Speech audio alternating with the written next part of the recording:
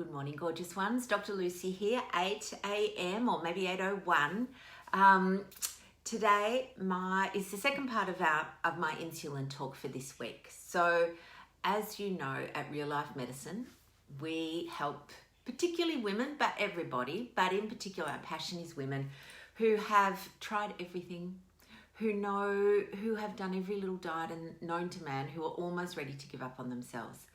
They're our people, they're our tribe, and we help them by understanding the physiology and the psychology that is so important to marry those together and do a whole person approach for not just weight loss, but overall health. Now, with this week, my little talk is on insulin, and it's so interesting to me because for many of you, and some of you who are watching are in our 12-week mind-body rebalance, in that first week, we give a letter. We've written a letter to give to people's doctors because we want to include your GP in this whole, health revolution that you're undertaking. And fascinatingly, some people have come back to us and said, "Oh, my doctor doesn't want to order these tests. They don't know how to interpret them." Or one of them said, "My doctor said in 40 years, he has never ordered an insulin level." And I'm thinking, wow. So, unfortunately, there are some doctors that just, haven't been exposed perhaps. I'm going to give them the benefit of the doubt because I would love to think that in general, doctors want to help their patients. That's what we do. We want to help you. We are carers. We want you to do well. But for some people, they maybe just haven't had the fortune of coming across low carb and understanding their insulin levels. Now, for any of you who are watching who have a good relationship with your doctor, but perhaps feel that they don't, or they've said to you, "I don't know about this insulin business." I have done a presentation to doctors a couple of years ago for Low Carb Down Under. We did a doctors low carb for doctors, and I did a talk called The Hormonal Theory of Obesity. It's freely available. Just Google my name, Dr. Lucy Burns, Hormonal Theory of Obesity, and it comes up. It's about 25 minutes. It is presented to doctors, but it's actually also really easy for lay people to understand. So really would encourage you to have a look at that, and perhaps if you feel you've got a good enough relationship, encourage your doctor to have a look at it as well, because it is totally eye-opening, if I don't say so myself.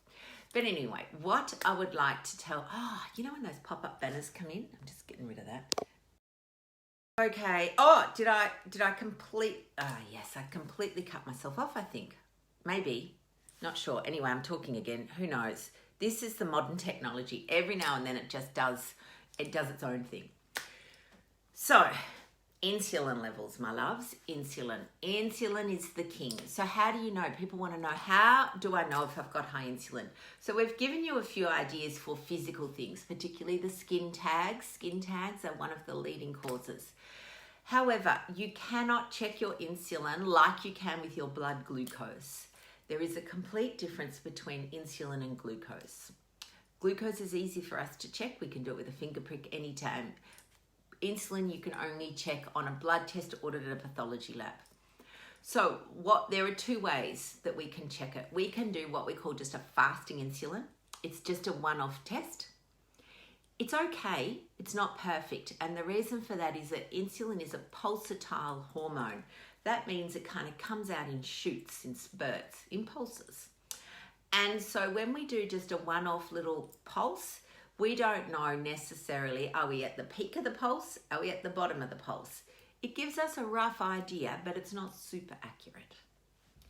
The gold standard test is what we call an insulin curve.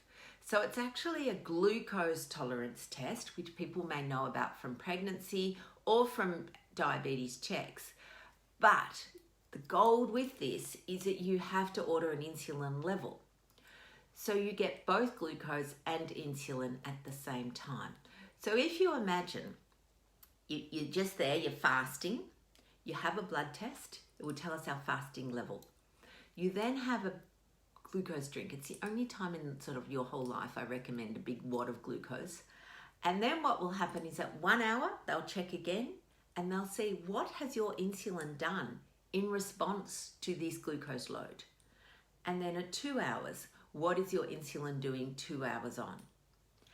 Now, it should look like a curve, like an upside down U. And it should have your fasting insulin level should be under 12. Your 1 hour should be under 45 and your 2 hour should be under 30. These are Australian units. I'm going to tell you, I mean, I rarely see that. And part of it is, of course, is the population of people I see. I help people who have obesity or overweight, particularly around their middle. So you can imagine. So the majority of the people I see are insulin resistant. Now, the thing is that I see all sorts of things. I see a curve that just has numbers higher than it should. I see these other people that are doing a straight line up. So at 2 hours, instead of returning to normal, like 30, their pancreas is still pumping out more, saying, oh my God, if I don't keep pumping out this insulin, the glucose is going to get higher. So really what we're wanting is a lovely insulin curve. And what we're getting is either a curve that goes whoop, a curve that goes whoop, or a curve that follows the normal pattern but is just, way higher than it should be. The numbers that I see anything from fasting insulin, fasting insulin might be 20, right up to 90. Can you hear my dog? Shh. I see a 1 hour that should be maximum 45. I often see them in the hundreds. That's not unusual. 200, 500. 500 I've seen. Coming down at the 2 hour mark where it should be 30. Again, all sorts of numbers. Going up, plateauing out, so 100 and still 100, continuing to rise to 300. So what all that means, right, is that your body is producing more insulin than what our body should be producing, and therefore the equivalent is that it's locks on the woodshed that I often talk about. Insulin stops you burning your own fat. So if you have high circulating insulin for long periods of the day, then you cannot burn your fat stores, no matter what.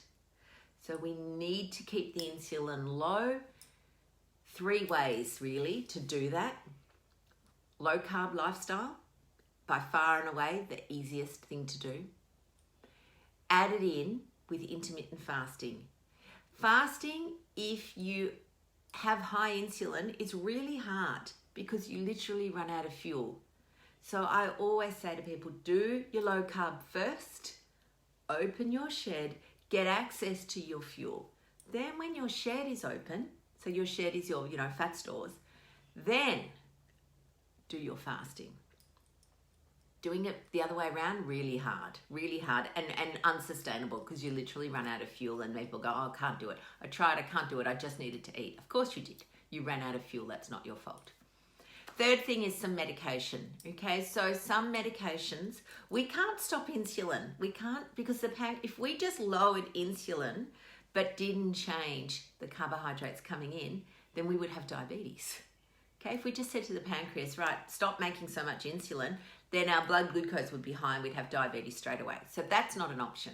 But metformin will sensitize your muscles to insulin, making you less resistant or less tolerant, which is what I spoke about yesterday. So there are 3 tools. Out of all, I do employ all of those from time to, not from time to time. For a lot of people, metformin's optional. I don't always put that in, depending on how insulin resistant somebody is. If somebody's very resistant, got lots of insulin coming around, then I want insulin down low, okay? Remember, it has other things that it does. It blocks your fat storage. It causes dyslipidemia, which means abnormal cholesterol. It increases blood pressure by making your vasculature, which is a fancy word for blood vessels, thicker, okay, stiffer. because it's a growth hormone. Okay, so it grows stuff. Think about that. It grows stuff. It grows our fat. It grows our blood vessel things. It grows stuff. So we want it to be nice and low. So my lovelies, I know that your doctor may not know. Okay, and it breaks my heart, and it's now, having thought about this, it's now one of my missions to really try and educate people. It's not that they don't care about you, it's just they don't know. And that's okay. That's okay. We've got to be okay with that. Lifestyle stuff, the part of the reason why lifestyle medicine, which is my jam, is difficult is that it takes time. You know, it's very hard for me to explain all of this in a 10-minute consultation, even a 15-minute consultation, which is what a standard GP consultation is, 15 minutes. It's not very long. So therefore, lifestyle medicine takes time, and I spend an hour with the majority of my people. My short consults are 20 minutes, but I can tell you now, Medicare does not remunerate long consults to the same level as short ones. That's another one of my things I get on my high horse. It is much more lucrative to do 6 10-minute consultations than 1 40 and a 20. So, and when you're running a practice, if you're the owner of the practice, practices are expensive, so you need bums on seats. Anyway, I'm digressing. What I really want though, I really want you to have a look at that video I spoke to you about. Look, Dr. Lucy Burns, The Hormonal Theory of Obesity. It's on YouTube. It's had, 20,000 downloads, something like that. And if you want to send that to your doctor, and maybe they'll open their eyes. But the best way, the honest to God, best way to get your doctor to sit up and notice is be a living example.